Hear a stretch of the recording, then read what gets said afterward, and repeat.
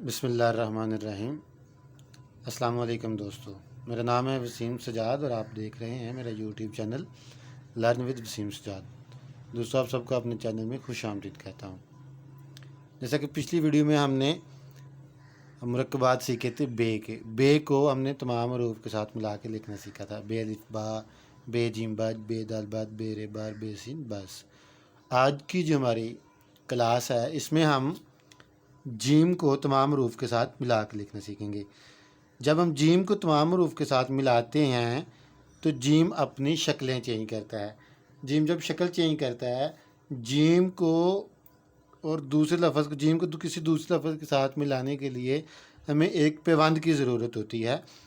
तो उस पैबंद को हम किस लिए इस्तेमाल करते हैं? दो लफ्ज़ों को आपस में इस्तेमाल करने के लिए, जोड़ने के लिए। जैसे एक स्मत बॉन्ड होता है जो दो लफ्ज़ों को आपस में, दो चीज़ों को आपस में जोड़ता है, इस तरह पैबंद दो लफ्ज़ों को आपस में जोड़ने का काम करता है।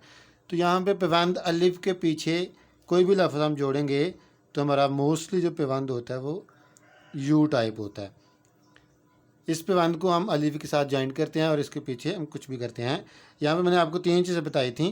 पहले पैबंद इस्तेमाल होता है, उसके बाद लफ्ज़ का हेड जिसे हम सिरा बोलते हैं वो इस्तेमाल होता है, और फिर हमारे पास असल में असली हरूफ जो होता है, हमारा लास्ट वाला हरफ जो होता है वो इस्तेमाल होता है।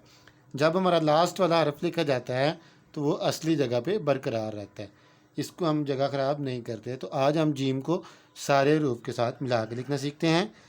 सबसे पहले जीम को हम अलिफ के साथ मिलाएंगे, जीम अलिफ जा। तो यहाँ पे पहले जीम का हेड इस्तेमाल होगा। हम यहाँ पे जीम का हेड बनाएंगे, इसके नीचे पैबंद और इसके ऊपर अलिफ, जीम अलिफ जा। अच्छा जी, पहले हम जो प्रैक्टिस कर रहे थे उसको हम 4 लाइनों के अंदर प्रैक्टिस कर लेते, लेकिन यहाँ पे हम जो प्रैक्टिस करेंगे इसको हम सिंगल लाइन शीट के ऊपर प्रैक्टिस करेंगे। जब हम सिंगल लाइन शीट के ऊपर प्रैक्टिस करते हैं तो हमें ये आइडिया होता है कि हमारे पास कौन सा लफ्ज़ कहाँ से शुरू होता है और कहाँ पे ख़त्म होता है। मैंने आपको बताया था कि जो हमारे पास लाइन नंबर 2 होती है ये हमारी बेस लाइन होती है। ये जो हमारी लाइन है उर्दू की शीट, ये हमारी बेस लाइन लाइन नंबर 2 होती है। तो सारे के सारे हरूफ हमने इसके ऊपर लिखने होते हैं। असली हरूफ जो होते हैं सर्कल वाले वो लाइन नंबर 2 से नीचे, बाकी सारे इसके ऊपर लिखे जाते हैं। तो 4 लाइनों के अंदर प्रैक्टिस करने के बाद हमें यह आइडिया हो चुका है कि हमारा लफ्ज़ कहाँ से शुरू होगा, कहाँ पे ख़त्म होगा, इसका साइज़ कितना बड़ा होगा, कौन सी लाइन से इसको शुरू करना है, कौन सी लाइन पे इसको ख़त्म करना है। तो आज इसके ऊपर हमारे पास ना तो लाइन नंबर 4 है, ना ही 3 है, और ना ही लाइन नंबर 1 है। जस्ट हमारे पास लाइन नंबर 2 है, ये बाकी हमारे पास कोई लाइन नहीं। लेकिन इनका एक खाका, एक आइडिया हमारे जहन में सेव है, तो उसको जहन में रखने हमने प्रैक्टिस करनी है। जीम अलिफ जा, जीम बे जब। यहाँ पे जब हम जीम का हेड बनाएंगे,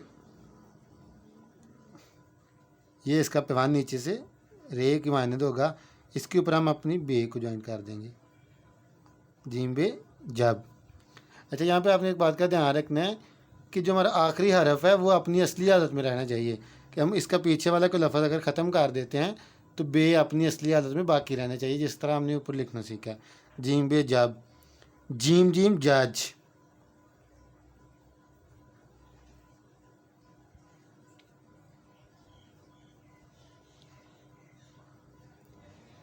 जीम को हमने लाइन से नीचे लिखना सीखा था। जीम जीम जज, जीम दाल जद। दाल जब भी किसी लफ्ज़ के साथ जॉइंट होकर आता है तो ये अपनी शक्ल चेंज कर लेता है। जीम रे जर।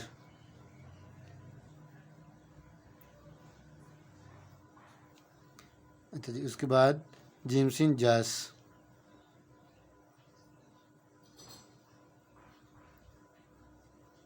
यहाँ पे जो बात रखने, ध्यान रखने की बात है वो ये है कि जो हमारे आखिरी हरफ आ रहे हैं ये सारे अपनी असली जगह पे मौजूद आ रहे हैं।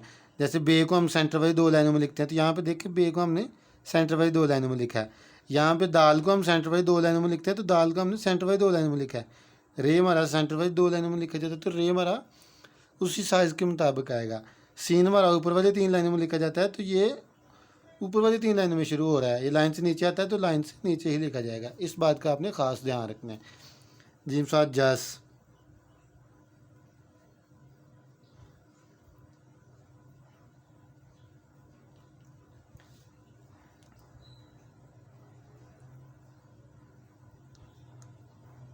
जीम तो जात खत, کچھ بھی لفظ آپ بنا سکتے ہیں. یہ آج ہمارے جو ہیں الفاظ بننا شروع ہو گئے ہیں.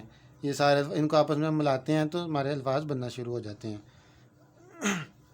اچھا جی، جیمن جا،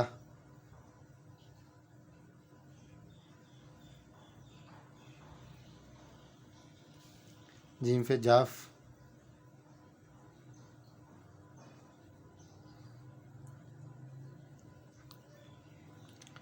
جیم کاف جگ،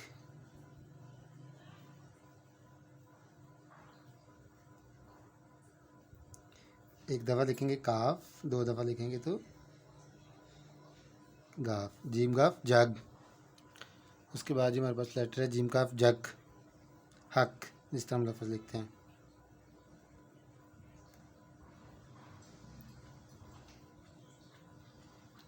جیم جم،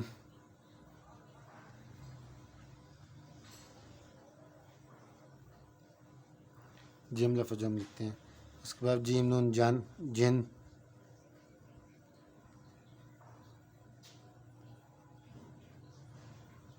اس کے بعد ہمارے پاس لفظ ہے جیم وجو،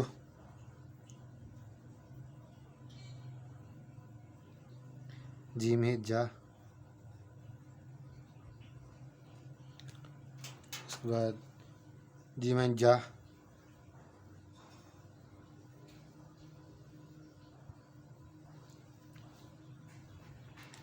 جیم چھوٹی ہے جی.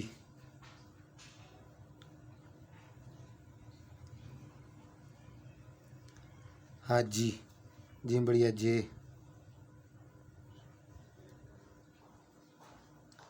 اچھا یہ آپ یہاں پہ بات یہ دھیان میں رکھنی ہے کہ ہمارا جو اصلی حرف ہے الف ہمارا اوپر لکھا جاتا ہے تو اوپر، بے 2 لائنوں میں لکھی جاتی ہے 2 لائنوں میں، جیم 3 لائنوں میں لکھی جاتی ہے تو 3 لائنوں میں.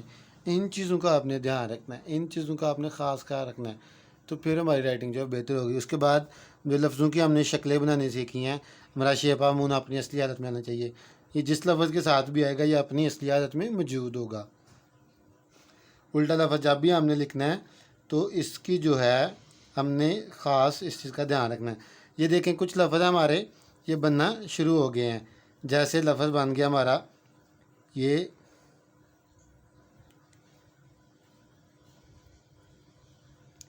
ایسے حروف جن کی شکلیں ایک جیسی ہوتی ہیں ان میں سے صرف ہم ایک ایک لفظ کی پریکٹس کرتے ہیں. اوپر نقطہ لگا دیں گے تو خا، نیچے لگا دیں گے تو جا، 3 نقطے لگا دیں گے تو چا بن جائے گا. اچھا اس کے بعد ہم لفظ لکھا ہے جیم بے جب، اس کے ساتھ ہم لکھتے ہیں ملا کے جیم بے جب. اچھا جی، بے پے تے ٹے سے ایسے حروف جن کی شکلیں ایک جیسی ہوتی ہیں ان میں سے صرف ہم ایک ایک لفظ لکھنا سیکھتے ہیں. اگر ہمیں بے لکھنا آ گیا، پے بھی لکھنا آ گیا، تے بھی لکھنا آ گیا، سے بھی لکھنا آ گیا، تے بھی لکھنا آ گیا تو یہاں پہ ہم نقطے لگا دیں گے تو یہ کیا بن جائے گا ہمارے پاس لفظ حاجت، حاجت. اچھا جی اس کے بعد فرض کریں جی ہم لفظ لکھتے ہیں یہ جیم رے جر،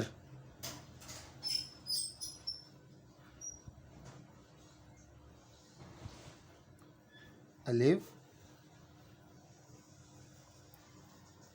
اور یہ ہے جراح. اس کے بعد ہم لفظ لکھتے ہیں ماچس، میم الف ما، چیسن چس. ایک لگا دیں گے تو جس، 3 لگا دیں گے تو چس، ماچس. تو جس کے بعد لفظ ہمارے پاس آ گیا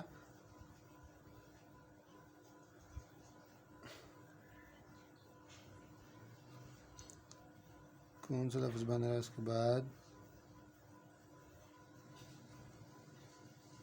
حاجی، یہ الف ہا،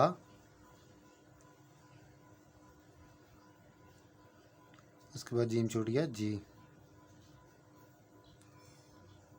حاجی. اچھا جی اس کے بعد ہم نے لفظ سیکھا تھا بے چھوٹی ہے بی، تو بے کا جو پیوندہ ہم نے اس طرح بنایا تھا. آج آپ نے کیا کرنا ہے، پہلے جیم کا ہیڈ اس کے نیچے زیر اور یہاں پہ آپ نے اس کے ساتھ شیپ آف مون کا ایڈ کرنا ہے. یہ ہمارے پاس حاجی بن جائے گا. اچھا جی اس کے بعد لفظ ہے جے، اس کو کس کے ساتھ ملائیں گے ہم،